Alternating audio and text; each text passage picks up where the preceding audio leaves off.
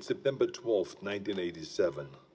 My name is Major Alan Schaefer, also known as Dutch, U.S. Army veteran, Special Ops Commander, and the only survivor of the Valverde incident. These tapes are my personal testimony. Insurance. Should anything happen to me, what I found won't be lost. My team was brought in to rescue a Guatemala cabinet minister and his aide, who had been captured by guerrilla forces in Valverde.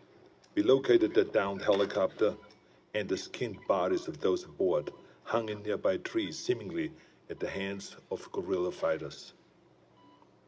After assaulting their camp, it became clear that the mission was a setup. American intelligence had sent us to retrieve the captured agents who had been on recon for future military action.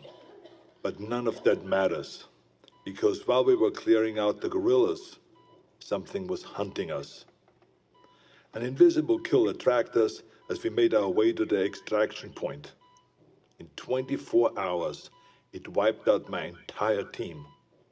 Rick Hawkins, Blaine Cooper, Mac Elliott, Billy Soul, Jorge Ramirez, and Al Dillon, the best soldiers I've ever known.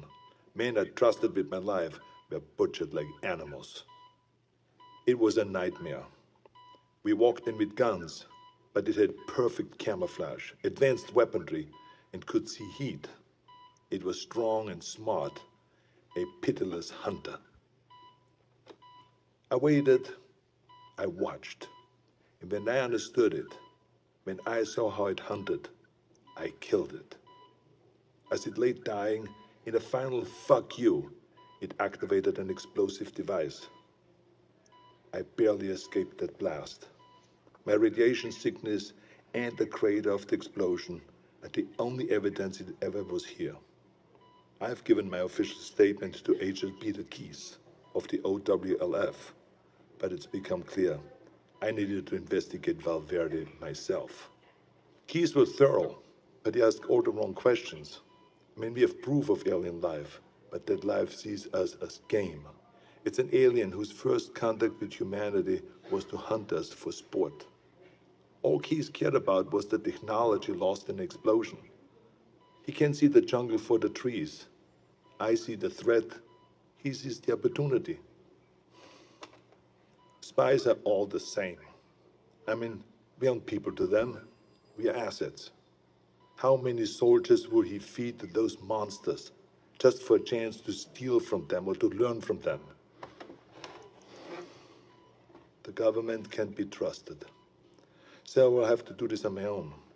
I'm cutting my treatment short and going off the grid. I will make my way back to South America to Valverde. I was told that there were stories about demons who make trophies of man. I'd like to hear those stories.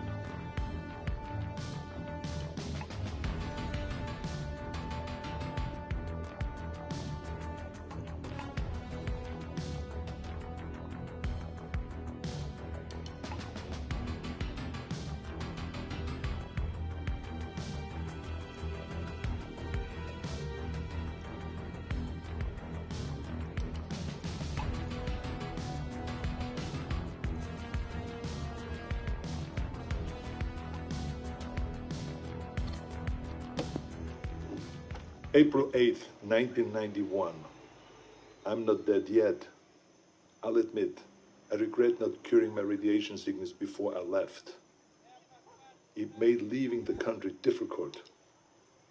I cashed in a few favors, took one too many off-the-book flights in rusted-out buckets, but I made it back to Valverde.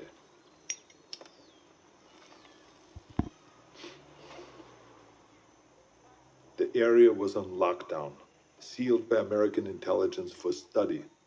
The complex centered on a crater from the alien self-destruction. I found the scientists slumming in a local bar. A few drinks, a couple of threads later, he was ready to talk. It wasn't much, barely anything I didn't already know. The blast emitted a form of radiation they'd never seen before. Some believed it was extraterrestrial, some didn't. Either they're not too bright, or there's nothing to find. I decided to let them keep searching in vain. It kept them busy and off my trail. I've been touring villages and small towns using the cover of an author writing about South American folklore. I don't know if any of them bought in, but they took my money and told their stories. The closer they were to the jungle, the more stories of devils in the trees. Some were bullshit, made up on the spot, but some carried consistencies that I couldn't ignore.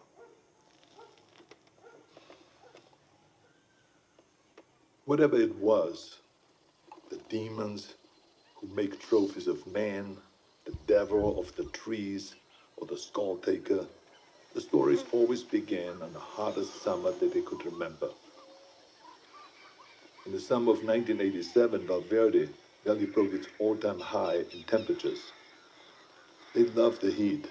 It must remind them of home. Everything else confirmed the truth of the stories. Proud warriors skinned and hanged, skulls and spines ripped from their bodies. Maybe it was obvious from the beginning, but it wasn't until I heard the stories that I truly accepted the purpose of these mutilations. I mean, they're taking trophies. They travel impassable distances to hunt us, skin us, and mount us over some alien fireplace on another world. It would be disgusting if it weren't so familiar. Where do I go now? It's been on my mind all year. The takeaway from all this intel is that they've been doing this for decades, centuries maybe. They're coming back, and I need to be there when they do.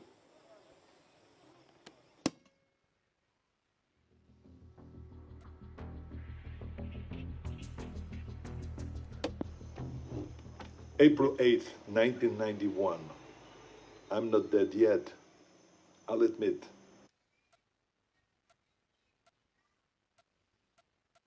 I regret not curing.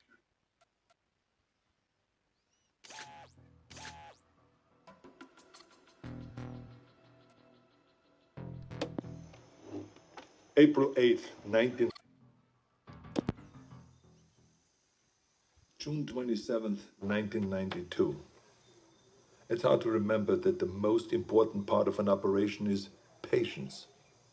You can plan the perfect op, but you can't account for everything. If shit goes south, there's nothing to do but to adapt and finish the mission.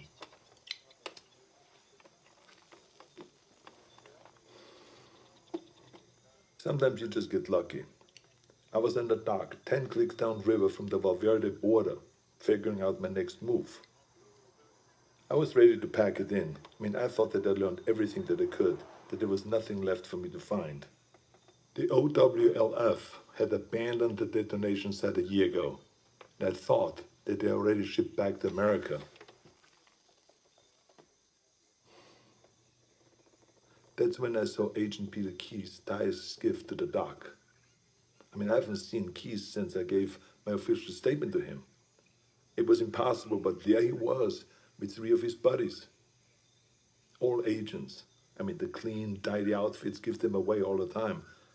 They don't want to get down in the dirt, you see. That's what they pay soldiers to do. Keyes walked up, looked right at me, and shook my hand. I mean, with the radiation sickness, I've lost a lot of weight, so I thought that he maybe would not recognize me. But then he greeted me like we were old pals. Keys is a good spy, saying nothing, implying everything.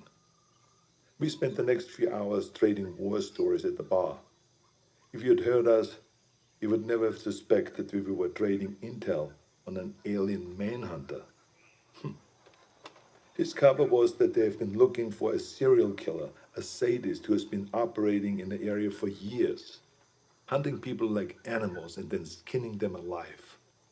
Keys wanted to talk about the monster, so it all came out in the cover story. In many ways, they were just a few steps behind, surveying villages for information, locating witnesses. He did confirm one thing that only considered. He told me how the killer chose his victims. They were always armed. A rifle, a pistol, a knife in a boot. He wasn't taking kids or random villages. He wanted a challenge. Whatever it was a hunter. When it killed for sport.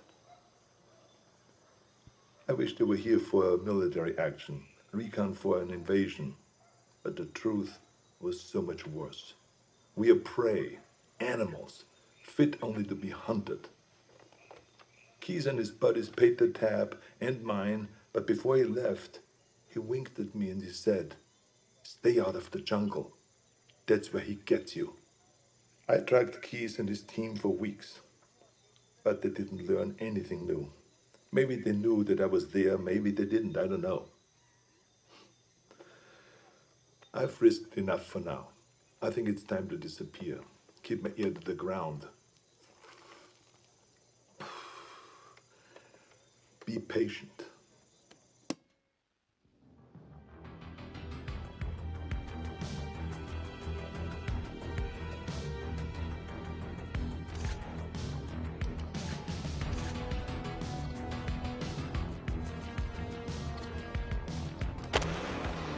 March 3rd, 1996, Zaire. I thought I could wait. I thought that I could hold back and make my move at the right time. I couldn't. Fuck. I had to find them. I needed to hunt it or let it hunt me. I joined up with any private military company that was headed into the hot zone. I pulled every string, cashed out every favor just to follow the sweat and the death that attracted the demon. I eventually put together a team myself. Lost soldiers and haunted men, willing to fight and to die wherever I led them. They thought that I was a legend, and I let them believe that. I'm quiet and good in what I do. They needed them to see me as a legend, so that they could take them to die in a sweltering jungle. We went on more missions than I can remember. We didn't fire until we were fired at. They thought that it was my code. It wasn't. I was waiting and watching. Our last mission was an evac app in the Congo. A private munition base had gone dark. When we arrived, they'd been dead for days. Bodies strung up on floodlights around the base, all of them skinned, some missing skulls and spines. We secured the site and waited for backup to arrive. In the heat of the day, I stared into the waves of heat coming off the concrete, thinking that any minute they might come alive as the invisible killer. And then they did. I didn't wait. I unloaded every round I had. Trusting me, my team fired in the same direction. It wasn't the first time I'd done it, but this time I knew what I was looking for. It was so fast, we couldn't hit it. We panicked, and stray rounds struck the crate of RPGs. And that explosion hit other munitions that exploded. By the time the smoke cleared, the demon was dead, but so were all my men. I took samples of its blood, pieces of its anatomy, and what tech that I could salvage. And then I burned everything. lieutenant disappeared. I never checked in with HQ. As far as I know, I was counted among the dead.